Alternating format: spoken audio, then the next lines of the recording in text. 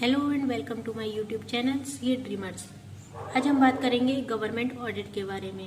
इसमें हम डिस्कस करेंगे कि गवर्नमेंट ऑडिट और किसी नॉन गवर्नमेंट एंटिटी के ऑडिट में क्या डिफरेंस होता है, गवर्नमेंट ऑडिट का क्या मीनिंग होता है और गवर्नमेंट ऑडिट कौन परफॉर्म करता है।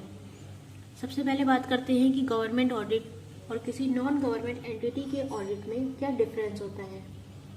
जैसा कि हम सबको पता है कि ऑडिटर का मेन ऑब्जेक्टिव होता है to present a true and fair view on financial statements with sufficient and appropriate audit evidence. But government audit के केस में ऑडिटर का इतना ही ऑब्जेक्टिव नहीं होता है कि वो एक रिपोर्ट इशू करे, बल्कि उसका स्कोप ऑफ ऑपरेशन बहुत ब्रॉडर होता है। गवर्नमेंट ऑडिट के केस में ऑडिटर को फाइनेंशियल स्टेटमेंट्स की प्रिपरेशन से लेके उनके कंपाइलेशन एंड सबमिशन सभी चीज़ों में अपनी डायरेक्शंस प्रोवाइड करनी होती हैं। उसकी प्रेजेंटेशन में, उसकी फेयरनेस ऑफ द प्रेजेंटेशन में, उसके कंपाइलेशन में, एज वेल एज उसके सबमिशन तक सभी रिस्पॉन्सिबिलिटीज़ ऑडिटर की होती हैं। मतलब वो अपनी डायरेक्शंस को प्रोवाइड करता है टू द एंटिटी।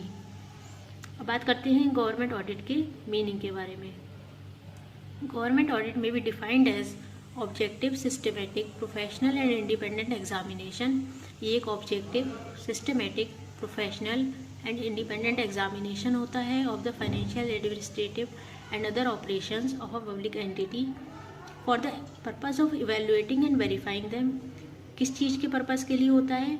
उस इंफॉर्मेशन को, उस एडमिनिस्ट्रेटिव इंफॉर्मेशन को, फाइनेंशियल को और अदर ऑपरेशंस को इवेल्युएट एंड वेरीफाई करने के लिए, and presenting a report containing explanatory comments. और एक रिपोर्ट प्रेजेंट करनी होती है जिसमें कि एक्सप्लेनेटरी कमेंट्स होते हैं। किस चीज़ पर एक्सप्लेनेटरी कमेंट्स होते हैं? ऑन ऑडिट फाइंडिंग्स, जो भी ऑडिटर को ऑडिट के दौरान फाइंडिंग्स हुई हैं उस पर, टुगेदर विद कंक्लूजन्स होते हैं, जो कि एक नॉन गवर्नमेंट एंटिटी का ऑडिटर भी प्रेजेंट करता है। लेकिन रिकमेंडेशंस फॉर फ्यूचर एक्शंस वो प्रेजेंट नहीं करता है, बल्कि गवर्नमेंट ऑडिट के केस में रिकमेंडेशंस भी प्रोवाइड करता है auditor for the future actions by the responsible officials. In case of examination of financial statements के एग्जामिनेशन के केस में expressing the appropriate professional opinion, एक अप्रोप्रिएट प्रोफेशनल ओपिनियन एक्सप्रेस करना regarding the fairness of the presentation की fairness पर भी वो अपना प्रोफेशनल ओपिनियन प्रोवाइड करता है। बात करते हैं कि गवर्नमेंट ऑडिट कौन परफॉर्म करता है। Legal framework of CAG. CAG वो पर्सन होता है जो गवर्नमेंट ऑडिट परफॉर्म करता है।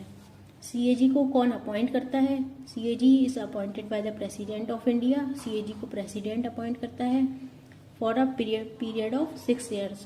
मतलब CAG at least for 6 years appoint किया जाता है। पर अगर सीएजी की एज अप टू 65 years हो गई है या सीएजी 65 years का हो चुका है तो उसका रिटायरमेंट हो जाएगा। मतलब 65 years ऑफ एज या term of 6 years which ever is earlier. Remuneration, जो सीएजी की सैलरी होती है वो इक्वल टू सुप्रीम कोर्ट जज होती है। मतलब जो सुप्रीम कोर्ट के जज की सैलरी होती है वही सीएजी की सैलरी होती है। उसका रिमूवल सिर्फ 2 कंडीशन पर पॉसिबल है। एक कंडीशन है कि जब दोनों हाउस ऑफ पार्लियामेंट की 2/3 मेजोरिटी हो, उनकी 2/3 मेंबर्स की जो प्रेजेंट हैं उनकी वोटिंग हो। पढ़ लेते हैं इसको। CAG can be removed only when each house of parliament decide to do so. CAG तभी रिमूव किया जा सकता है जब हर हाउस ऑफ पार्लियामेंट ऐसा करने का डिसाइड करे by a majority not less than 2/3 of the members present and voting. जो 2/3 मेंबर्स हैं वो जब तक वोट नहीं